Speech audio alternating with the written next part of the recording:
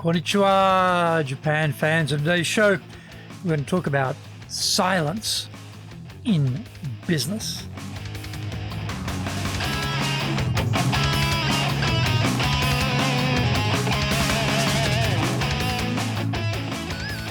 Za eigyo desu. Sore de wa ikimashou. So let's get going. This is the 5th year of the Sales Japan Series podcast, broadcasting around the world from the Beverly Hills of Japan, Minato-ku, here in downtown Tokyo. It is chic central.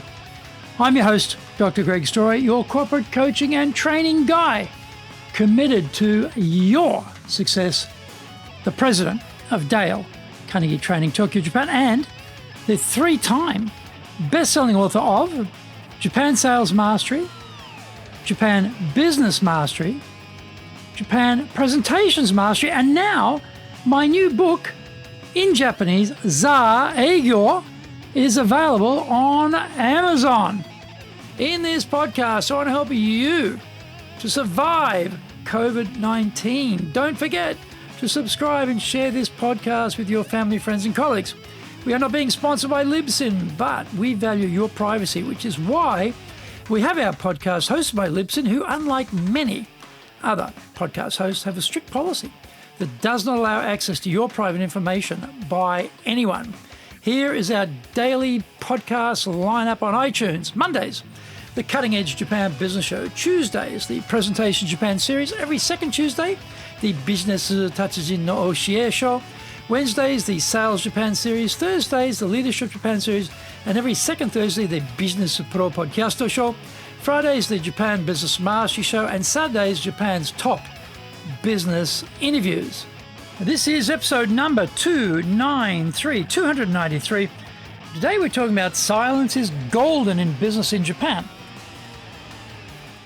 Tension is a good thing in business because this is how we get things done. There is an issue which needs solving, and either we fix it ourselves or we outsource the specifics to someone else. There's a tension between scaling up and preserving oxygen, otherwise known as cash flow. I have this issue all the time. I want to grow my company, but I don't want outside investors, so bootstrapping is required. That means the process is going to be slower than getting the cash in the door and diluting the ownership. There is tension between time, cost, and quality. These three inputs cannibalise each other constantly. If we go for the higher quality, there will be cost and time to market considerations. If we reduce the cost, then the quality threshold may not satisfy our buyers. If we go for speed, we need to pay more for production machinery or overtime, and that impacts the cost equation. Given tension is a constant in business, you would think we would all be masters of dealing with it. This element of tension, though, when it arises when dealing with Japan, can seem a mystery. Western culture favours the quick, the agile business backflip with pike maneuver to maximise the market opportunity. We like the snappy rejoinder, the quick wit, the sharp off-the-cuff comment. We view these attributes as indicators of intelligence and articulation. We are constantly hustling, making things happen, pushing the envelope, forcing the issue. Japan is not particularly keen on any of these things. While we in the West are fixated on the correct answers, Japan is considering what is the right question. Being the market follower is preferred here because that is a safer option. That is why precedent and track record are so highly valued. You might get fired for being too slow in your decision-making in the West, but the chances of that happening in Japan would be rare. You really notice the temporal dynamic in meetings between foreigners and Japanese. The visiting business person feels pressure to come back with a deal, and the Japanese feel this first meeting is the start of many needed before an agreement is possible. This is a basic negotiating mistake when trying to do deals in Japan. Instead of thinking about the sale, switch gears and start thinking about reorders. How can we form a trusted partnership with this Japanese company and benefit from the lifetime value of the customer? If we think about it this way, then getting on a plane and coming here numerous times is an acceptable commitment of time and money, because the time frame is now forever. Speed decision-making is the hallmark of the competent Western leader. Seizing the moment, grasping the opportunity, building the biggest ships, getting there first, sinking everything. A bygone British Navy-style strategy still lingers long in corporate life. What about Japan? Have a long-term plan. Enrich it with Kaizen-style micro-improvements. Build for the future are all more appealing ideas than bustling around. Find out more when we come back from the break.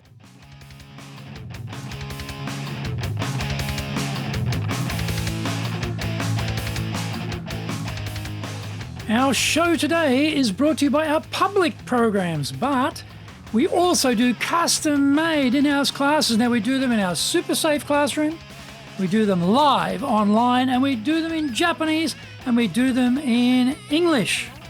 Our show today has been brought to you by on the 14th of June, and also, again, repeating on the 24th of June, we'll be doing some of our previews of our programs. On the 17th of June, and then again on the 25th of June, we'll be running two separate Dale Carnegie courses. The Dale Carnegie course is a phenomenal program. It's all about human relations skills, communication skills, leadership skills, stress management skills, growing your confidence, come out of your comfort zone. Our comfort zone here means things you've never done before, things you're not particularly good at, but you've got to do anyway.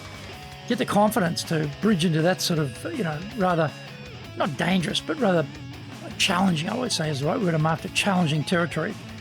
Dale Carnegie course, very, very good for that.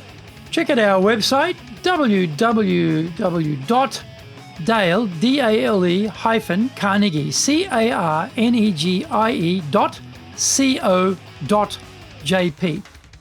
Get my best-selling books, Japan Sales Mastery, that's the Bible for selling in Japan, and Japan Business Mastery, and my new book, Japan Presentations Mastery.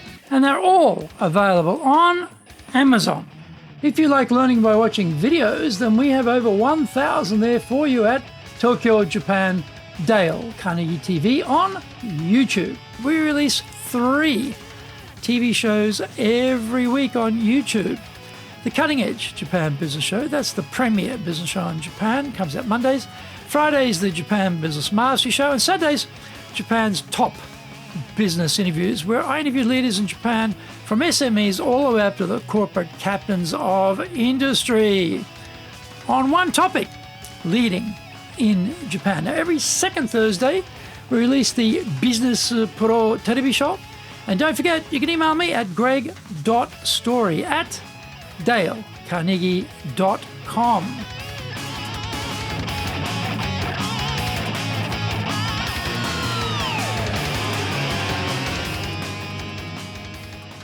Okay, welcome back. Sales is a noble profession, although often misrepresented by the unethical, unskilled, and undereducated. The fast-talking, hard-driving, successful salesperson is sent to Japan to ink the deal, to get the business. With no investment made in learning how to do business here, bluster and supreme confidence are brought to bear on the problem. The meeting room often has the sole Western business person seated across from a phalanx of buyers, a seeming renter crowd of hangers-on from the other side. Why are so many of them in this meeting? Who is the decision maker? And other similar irrelevant thoughts are racing through the foreigner's mind. Actually, unless it is a founder-led company, there is usually no one decision maker, and there will be a collective decision made somewhat later. In the depths of the discussion, the foreigner asks a question. Silence. Not your average garden variety silence, but profound silence. With so many of them in the room, you would think one of them could answer this question. The rapid pace of commerce in the West cannot tolerate this breakdown in communication. So, more words are added to the question, and to no avail, because the silence continues. The bluster and confidence are rapidly withering, and confusion sets in. The internal conversation is now, what is going on here? I asked a simple question, but I'm not getting any answers. What is going on is that the other side of the table are deferring to each other as to who should answer the question. There'll be hierarchies in play, as the more senior people are the ones who should be speaking. Divisional responsibilities may be confused and as yet not yet clarified, so it's not clear who should speak. A lot of effort will be going in to consider what to say. A quick answer may be seen as flippant and not well considered. Concern about face will be on edge in case the answer doesn't sufficiently measure up or is deemed incorrect or trespasses on another division's range of responsibilities and blurted out with no prior consultation. We should just say nothing and wait. How long should we wait? The answer is for as long as it takes. I once visited a branch of the organisation, having heard that one of the female staff is having trouble with her much older male boss. I asked her how I could help. She didn't answer immediately, so I sat there waiting. 5 minutes. 20 minutes. 40 minutes. An hour went by. With me, just sitting there, silent, patiently, waiting for her answer. In the end, she told me she couldn't share her problem with me. And that was it. I didn't feel any time pressure though. And that is how we should approach meetings with Japanese buyers. Silence is golden here because everyone takes partnering very seriously. Don't be in a rush.